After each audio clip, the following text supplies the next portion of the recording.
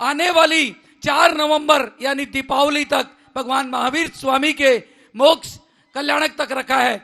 आप सभी लोग जो भी मेरी आवाज सुन रहे हैं अपने परिवार की तरफ से 5100, 11,000, 21,000, 31,000, 51,000 या 1,08,000 रुपए की भगवान पार्श्वनाथ शिला अवश्य विराजित करें और इस पुण्य को आप ना छोड़ें, क्योंकि सब तरह का पुण्य आपको मिला होगा, पर शायद 10, 20, 50 सालों में यह शिलान्यास का पुण्य आपके परिवार को या आपको नहीं मिला होगा।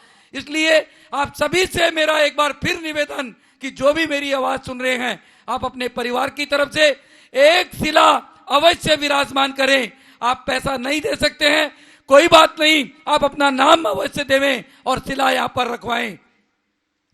मेरा निवेदन, आज हमारे बीच में यहाँ पर महिला मंडल आया हुआ है, आदर्श नगर से महिला मंडल का आई हुई है। इन सभी से मेरा निवेदन कि आज का दीप प्रज्वलन आप करके और कार्यक्रम की शुरुआत करें। साथ में श्रीमान हंस कुमार जी जैन व श्रीमान विमल जी जैन से भी मेरा निवेदन है कि आज का दीप प्रज्वलन का कार्यक्रम करके और कार्यक्रम की शुरुआत करें।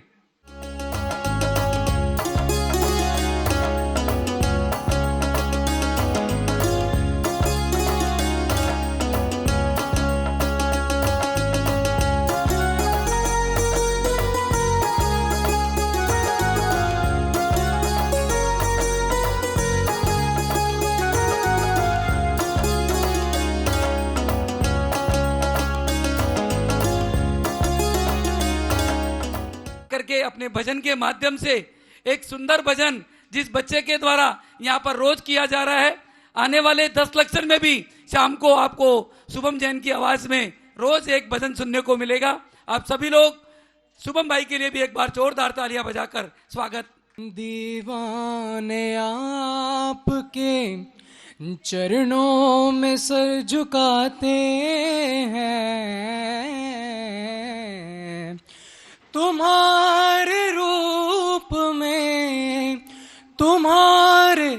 रूप में महावीर ही नजर आते हैं। ढूंढते रहते हैं आजकल हम आपके दर्शनों के बहाने, ढूंढते रहते हैं आजकल हम आपके दर्शनों के बहाने। कैसा जादू किया तुमने गुरुवर, कैसा जादू किया तुमने गुरुवर, हो गए हम तुम्हारे दीवाने।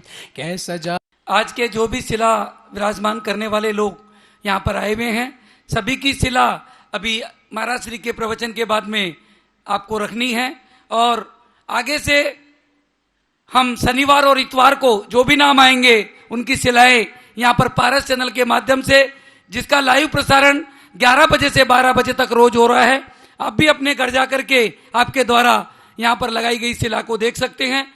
सभी जो भी मेरी आवाज सुन रहे हैं, मेरा सभी से निवेदन है कि बंधुओं, ये स्वर्णिम अक्षर आपको अपनी जिंदगी में मिला है। इस स्वर्णिम अवसर को आप मत जाने देना, क्योंकि हो सकता है हर मंदिर में आपने मूर्ति विराजमान की हो, हर मंदिर में आपने दान दिया हो, परंतु ये शिलान्यास का मौका आपकी जिंदगी में शायद आपको पहली बार मिल रहा है।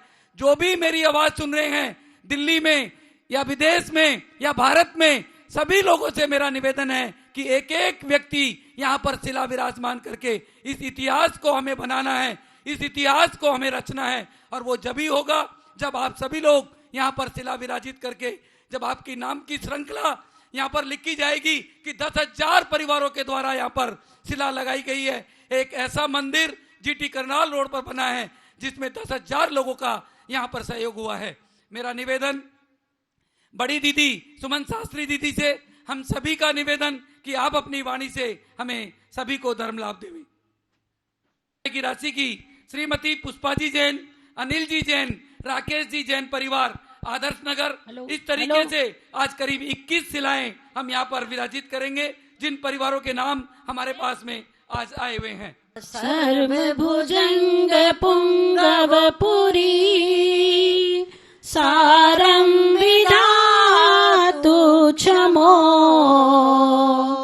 धर्मा प्रापितमर्त्यलोक विपुला प्रीतिस्तदा संसिनाम् धर्मः स्वर्णगरी निरन्तर सुखा स्वादोदयास्यास्पदम्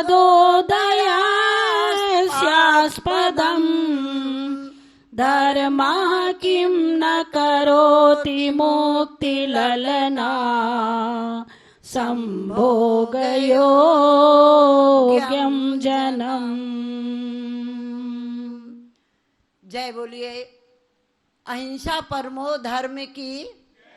संकट हरण श्री पार्श्वनाथ भगवान की जय। जय बोलिए शासन नायक श्री महावीर भगवान की जय। जय बोलिए आचार्य जय बोलिए गुरुवर आचार्य गुरुवर भगवंत श्री विद्यासागर जी मुनि महाराज राज की जय। उपाध्याय मुनि श्री गुप्ती सागर जी महाराज की जय।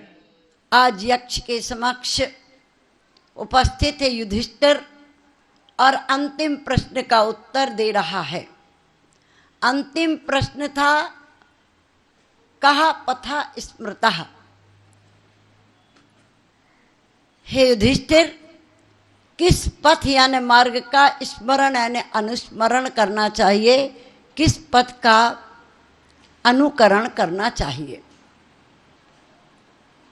युधिष्ठिर ने कहा ये यक्ष पथ अनेक होते हैं लेकिन राजमार्ग एक ही हुआ करता है।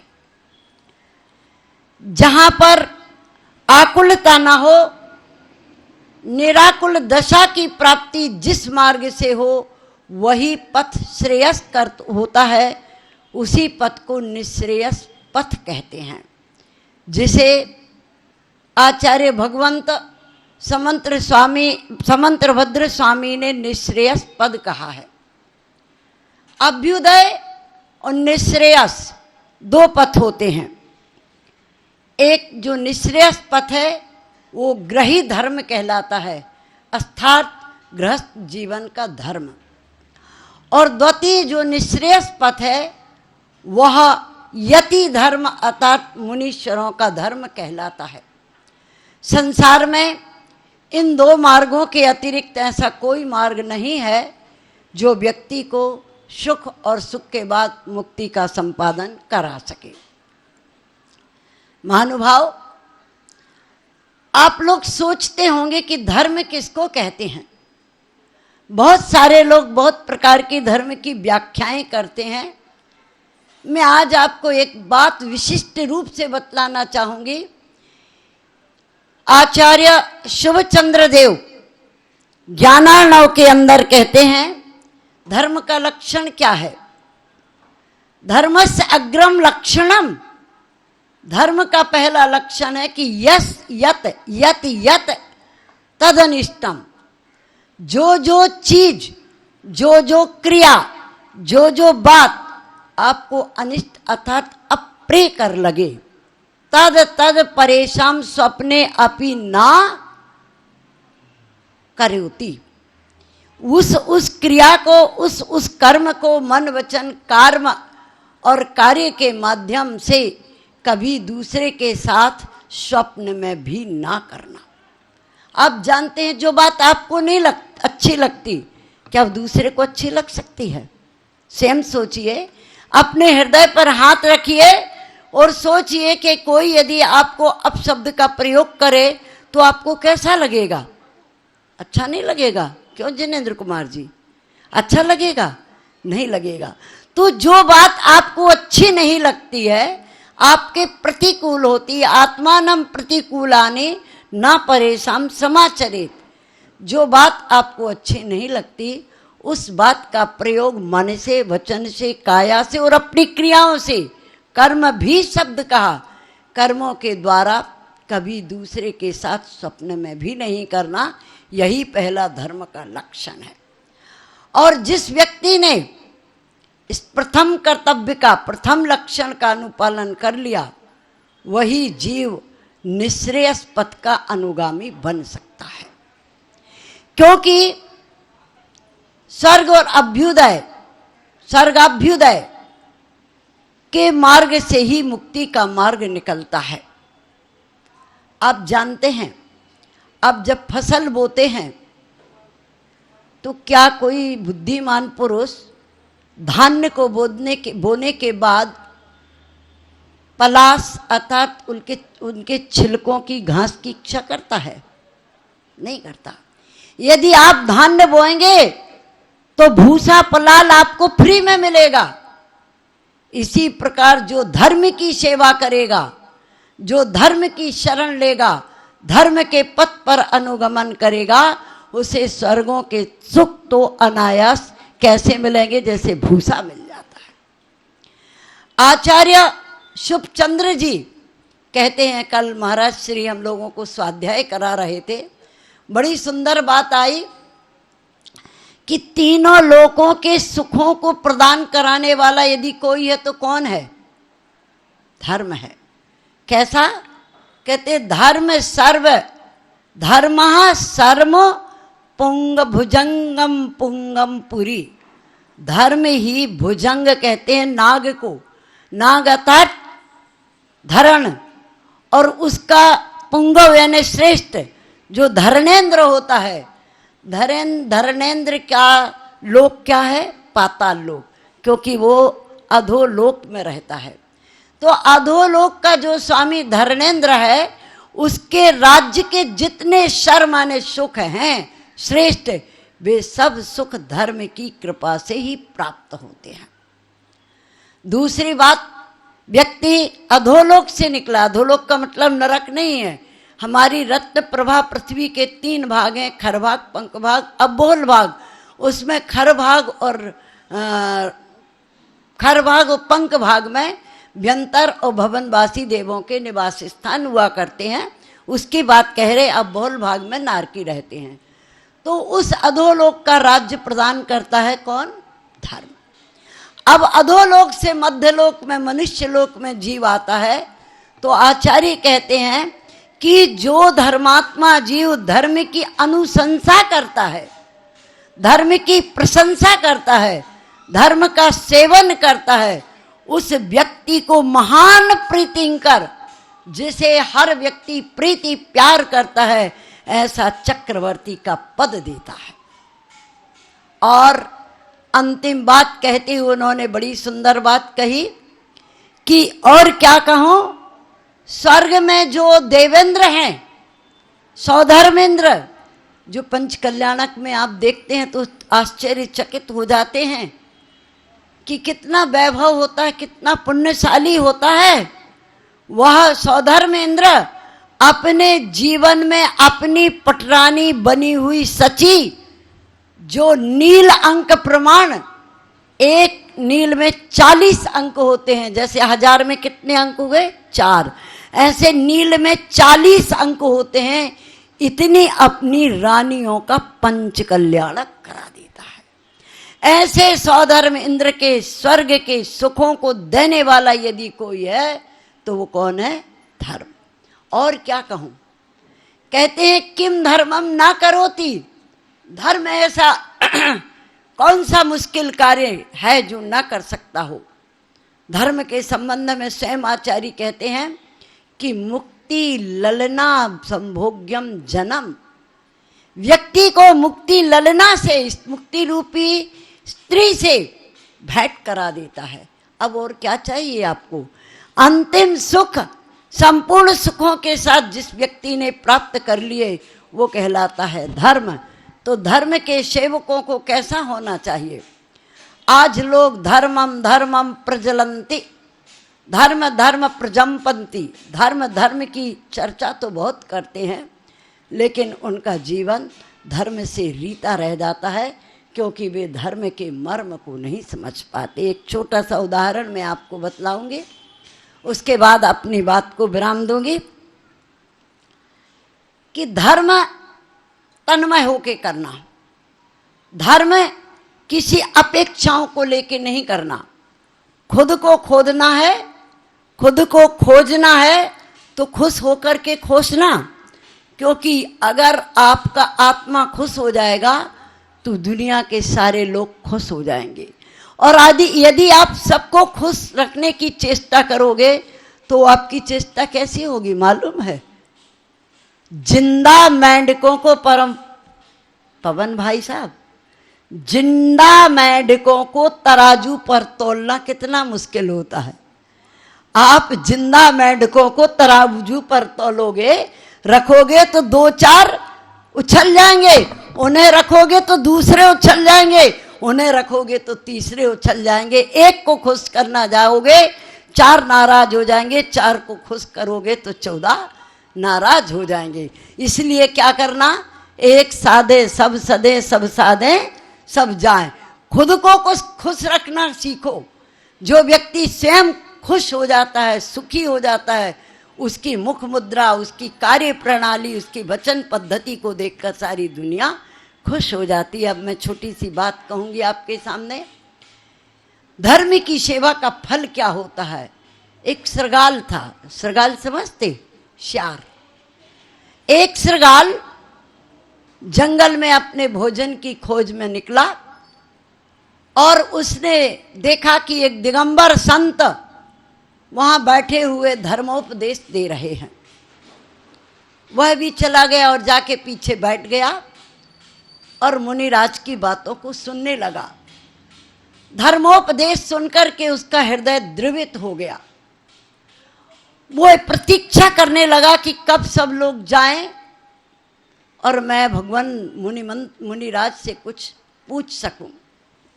जब सब लोग चले गए तो उस श्रृगाल ने अपनी भाषा में गुरुवर से कहा कि मेरे योग्य कोई कार्य बतला दें ताकि मेरा धर्म संपादित हो सके।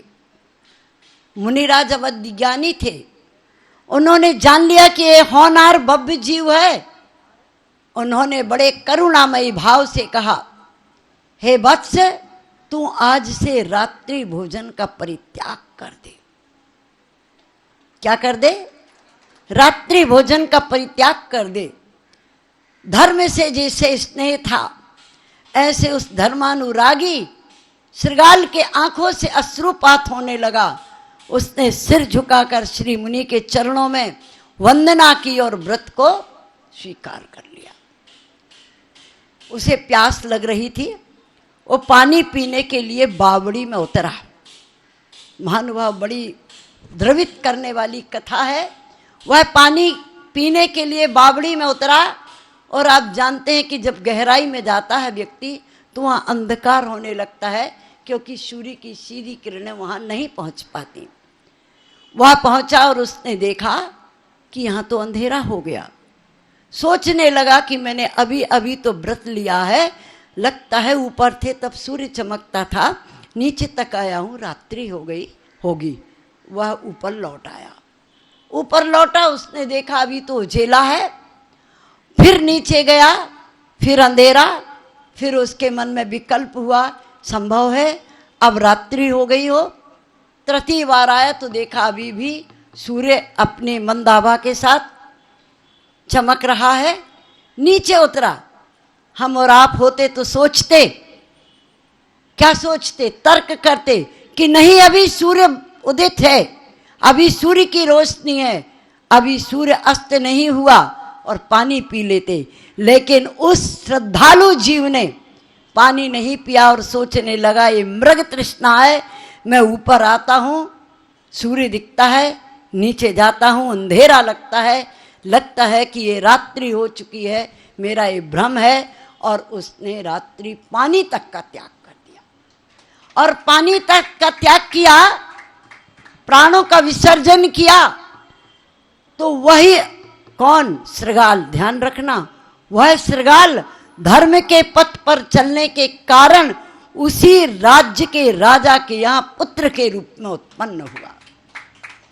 महानुभाव, जब वो पुत्र उत्पन्न हुआ तो उसे धर्म से अनुराग था। उसे देख करके नगरवासियों की, राज कर्मचारियों की, राज अंतःपुर में रहने वाले लोगों की इतनी पवित्र भावना हो गई, उसे सब हाथों में रखते, एक पल को भी वो घर में नहीं टिकता था। उसका नाम रख दिया प्रीतिंकर, प्रीति को उत्पन्न कराने वाला। और उस प्रीतिंकर ने संपूर्ण जनता को प्रीति का आस्पद बनाते बनाते एक दिन पुनः मुनि धर्म को स्वीकार करके और अपने गंतव्य को प्राप्त कर लिया। महानुभाव, आज मैं इस बात से इतना ही कहना चाहती हूँ कि धर्म की सेवा करना, धर्म की अनुशंसा करना, जितना बन सके उतना धर्म के मार्ग पर चलना। युधिष्ठिर की इस बात को सुनकर के यक्ष प्रसन्न हुआ और उसने कहा कि मैं वचनानुसार आपके एक भाई को जीवित कर सकता हूँ। बोलिए किसको करूँ? हम और आप होते तो अपने सगे भाई की तरफ देखते। यक्ष से युधिष्ठिर ने कहा कि कुंती का पुत्र तो मैं एक युधिष्ठिर जीवित हूँ, माता माद्री का पुत्र मुझे चाहिए और मैं चाहता हूँ कि नकुल को आप जीवित कर दें। उसकी बात को सुनकर के कि इस बालक, इस युधिष्ठिर के अंदर धर्म विद्यमान है, ये अपनी माता की, सौतेली माता की संतान को जीवित रखना चाहता है, देखना चाहता है, उसने प्रसन्न होकर के चारों भाइयों को जीवित कर दिया। महानुभाव, ये धर्म का प्रभाव, अपने जीवन में धर्म को धारण कीजिए। जैसे उसकी सुगति हुई, हम सबकी भी यही सुगति हो। इन्हीं भावना के साथ जय बोलो विश्व धर्म की जय। ये थी हमारी बड़ी दीदी सुमन शास्त्री दीदी, जिन्होंने आप सभी को बतलाया कि धर्म को धारण करिए। बंधुओं, आज हमें जैन धर्म में जन्म मिला है, हम सभी को धर्म धारण करना चाहिए। और बड़ी दीदी ने जो आज का प्रवचन आप सबके समक्ष दिया, उसे आप अभी सब अपने जीवन में उतार करके और धर्म लाभ लेवे। हमारा सभी का निवेदन, उपाध्याय श्री गुप्ती सागर जी महाराज के चरणों में मेरा सभी से निवेदन, सभी खड़े हो जाएं और 3 बार नमोस्तु करते हुए, हे स्वामी नमोस्तु नमोस्तु नमोस्तु, आप अपनी वाणी से हम सभी को धर्म लाभ देवें।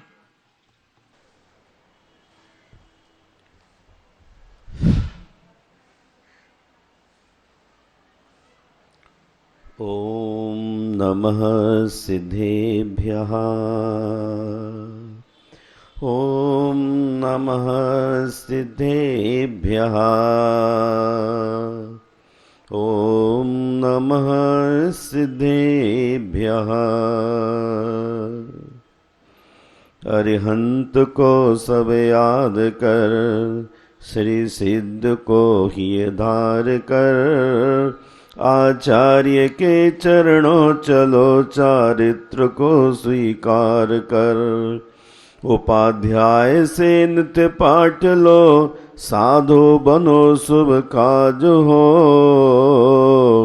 माँ भारती के लाल हो, निज देश का हित आज हो। जय बोलिए विश्व बंधु भगवान महावीर स्वामी की, विश्व गुरु संत शिरोमणि आचार्य गुरुवर विद्यासागर मुनि राज की।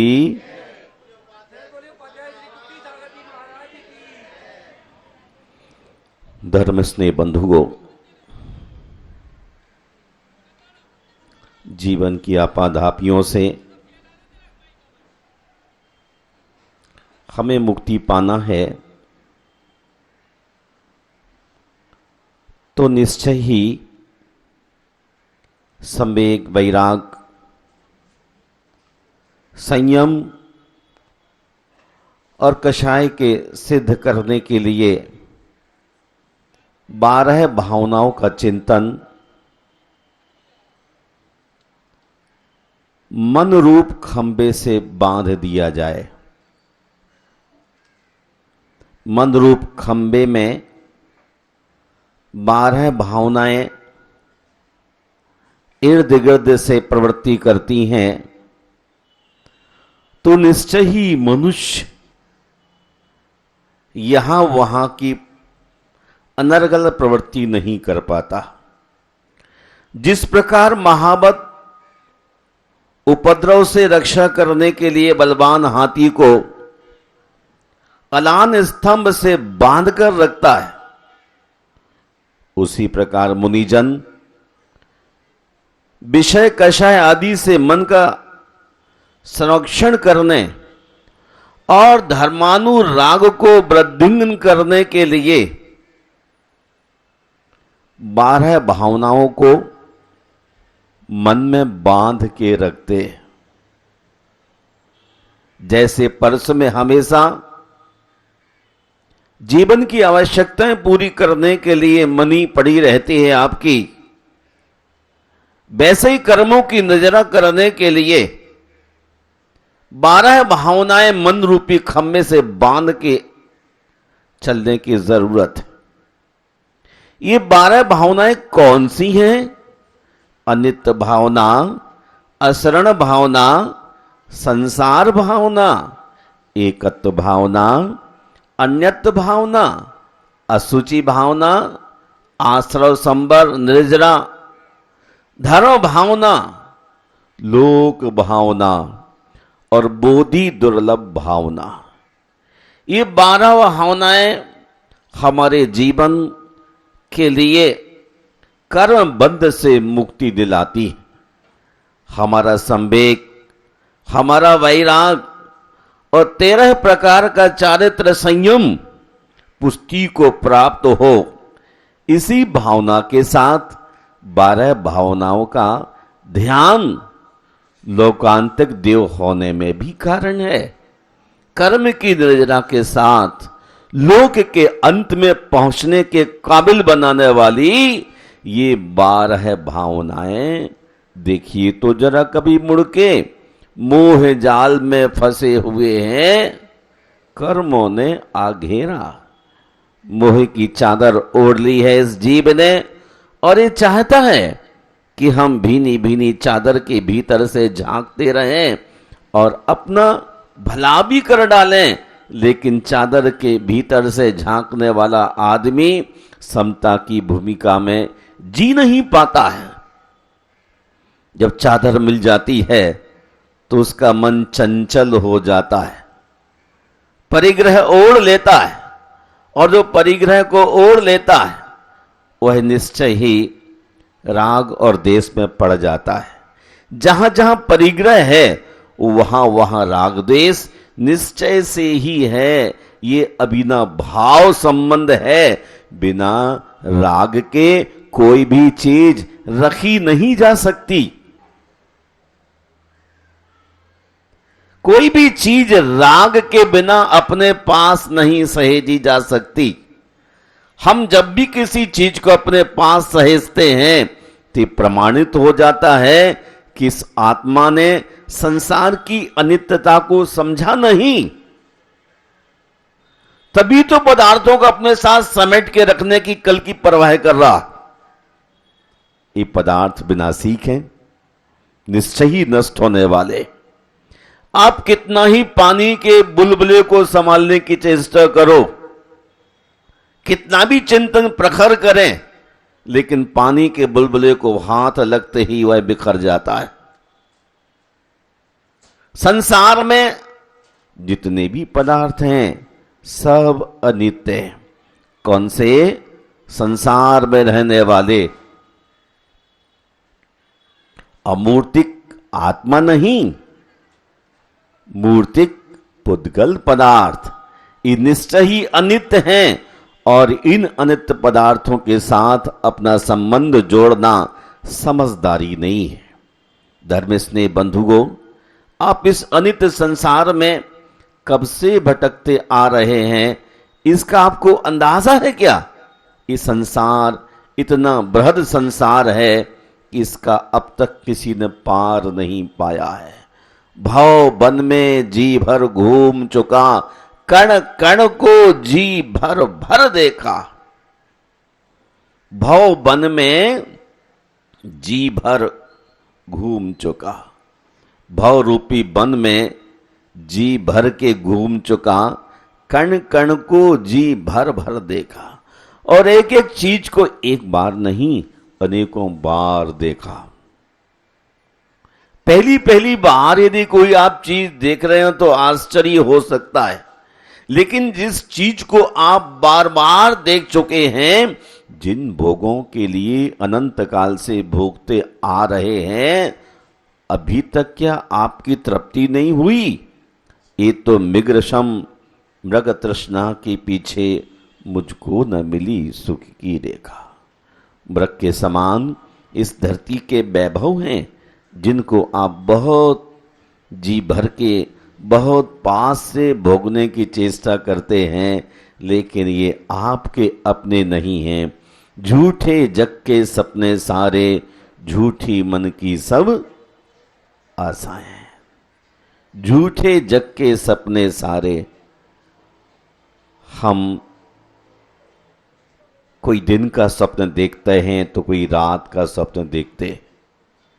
कोई रात के स्वप्न को देख के भयभीत होता है, लेकिन जो आदमी जिंदगी का इतना बड़ा स्वप्न देखता है, फिल्म देखता है, लेकिन संसार से भयभीत नहीं होता।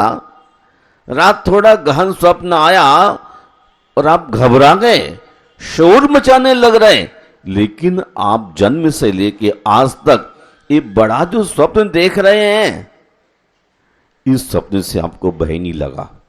जिस रोज आपको संसार से भय लगने लग जाएगा, उसी दिन आप संसार से भाग लेंगे और सोचेंगे इस भवरूपी वन में क्या है। एक एक पदार्थ को छू छू के देखा है, स्पर्श करके देखा है, लेकिन ये सारे पदार्थ ये सब झूठे हैं।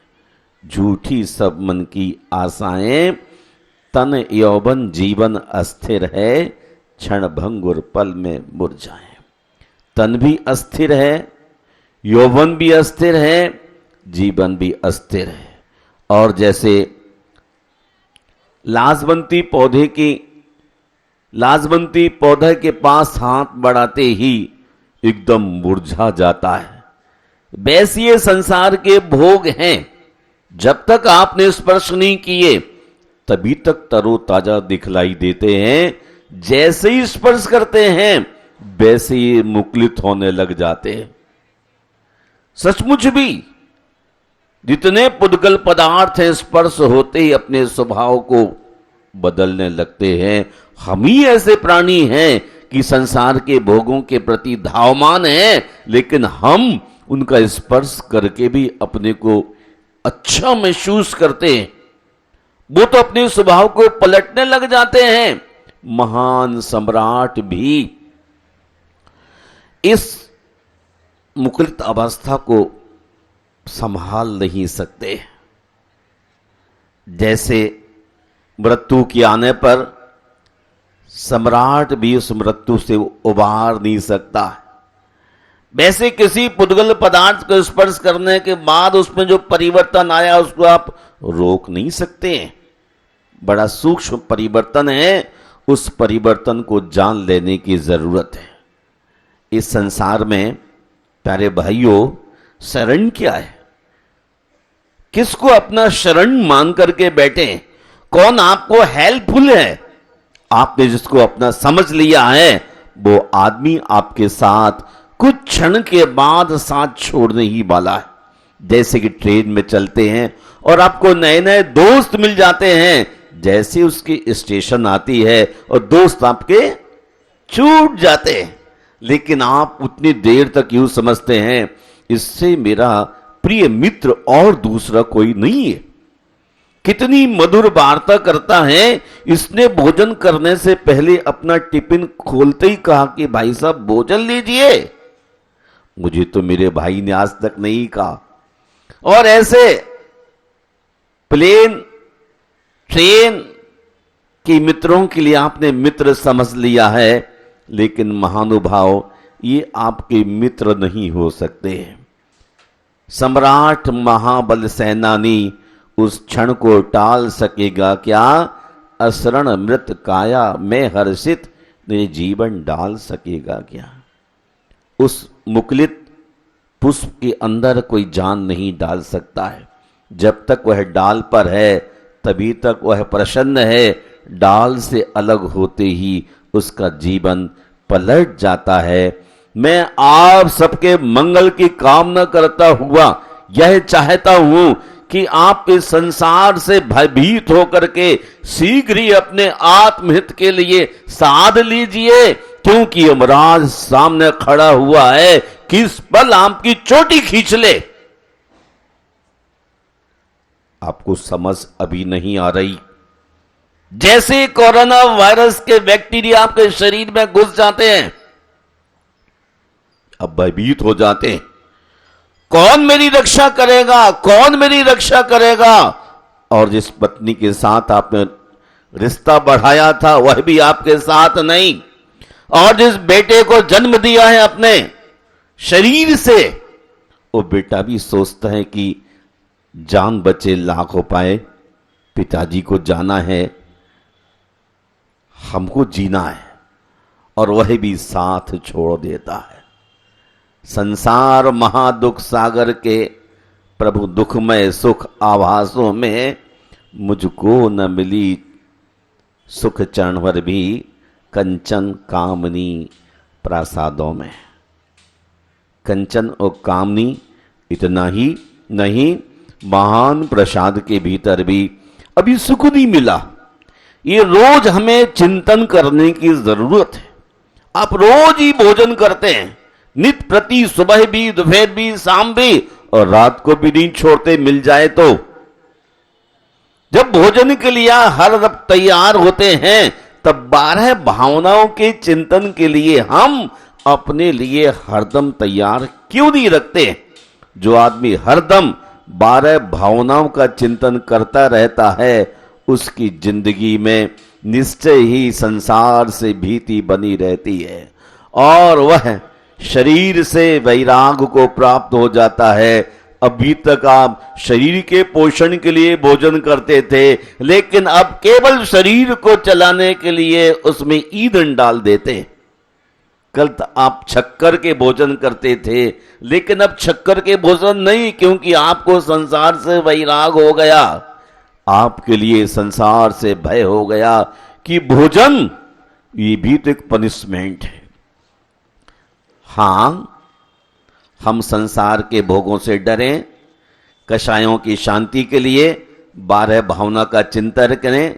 संकट हरण भगवान पार्श्वनाथ हमारे परम बैरागी महापुरुष हुए हैं। उनने संसार के अनेक कष्टों को सहा है, लेकिन 12 भावनाओं का चिंतन करते हुए, 16 कारण भावनाओं का ध्यान करते हुए तीर्थंकर प्रकृति को पाया है। हम आप भी तीर्थंकर लौकांतिक होना चाहते हैं तो 12 भावना का, 16 कारण भावनाओं का चिंतन करें और अपने भाव को संभालें। इन्हीं शब्दों के साथ जय बोलिए पार्श्वनाथ भगवान की। सूझे लोकालो सोवाणी मस्तक चढ़े सदा देत ऊडो हे जिन वाणी भारती तो जपो दिन रैन जो तेरा शरणाल है सो पावे सुख चैन। सभी लोग 9 बार जाप करें। हरिहंताणम नमो आयरियाणम नमो वजायाणम क्लीं ऐं बड़े बाबा अर्हं नमः। ओम ह्रीं श्रीं क्लीं ऐं बड़े बाबा अर्हं नमः। ओम ह्रीं श्रीं क्लीं ऐं बड़े बाबा अर्हं नमः। ओम ह्रीं श्रीं क्लीं ऐं बड़े बाबा अर्हं नमः। ओम ह्रीं श्रीं क्लीं ऐं बड़े बाबा अर्हं नमः। ओम ह्रीं श्रीं क्लीं ऐं बड़े बाबा अर्हं नमः। ओम ह्रीं श्रीं क्लीं ऐं बड़े बाबा अर्हं नमः। ओम ह्रीं श्रीं क्लीं ऐं बड़े बाबा अर्हं नमः। जय बोले कुंडलपुर वाले बड़े बाबा की, जय बोले संकटहरण भगवान पार्श्वनाथ की। ऐसा प्रोग्राम हो रहा है कि प्रत्येक व्यक्ति के हाथ में देखिएगा दिव्य और भव्य शिला है, उनके नाम सहित परिवार के शिला। हमारे आदरणीय पवन जी गोधा साहब, जिनका बड़ा योगदान रहा है, और मुख्य शिला इनके परिवार की ओर से ही रखी गई थी। रक्षाबंधन के दिन सातिशय पुण्य का अर्जन इन्होंने किया है। लीजिएगा, मैं 2 पंक्तियां व्यादेशों का हर लेते संताप हो। तो नागे नागिनी बच्चा ये मंत्र नमोकार दे के शरण में आए हम सुनो वालाप हो। और ऐसे दिव्य धाम राणा प्रताप बाग में विराजमान, स्वीकारो प्रणाम मेरे काटो सारे पाप हो, स्वीकारो प्रणाम मेरे काटो सारे पाप हो। जय बोलो विघ्नहर चिंतामणि पार्श्वनाथ भगवान की। और 4 पंक्तियां गुरुदेव शाकाहार प्रवर्त गुप्ती सागर जी महाराज के श्री चरणों में रखता हूं, सुनिएगा। कि उठे ऊंचा कोई कितना वो अंबर हो नहीं सकता, बढ़े आकार पर कतरा समंदर हो नहीं सकता, देखती आग में तपता दमकता तब है कुंदन सा, यूं ही दुनिया में हर कोई दिगंबर हो नहीं सकता। जब बोलो उपाध्याय गुप्ती सागर जी महाराज की। और मैं माइक देता हूं परम आदरणीय डॉक्टर दीदी सुमन दीदी।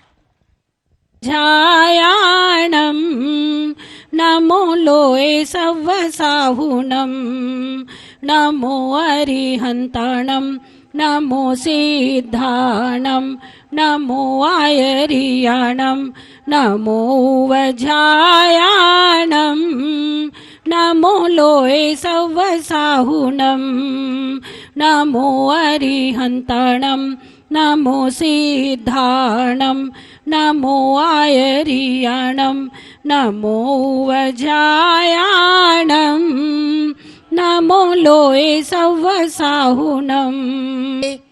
न्यू पूर्णार्थम भगवती मंगलशिला स्थापनम करोमि इति स्वाहा।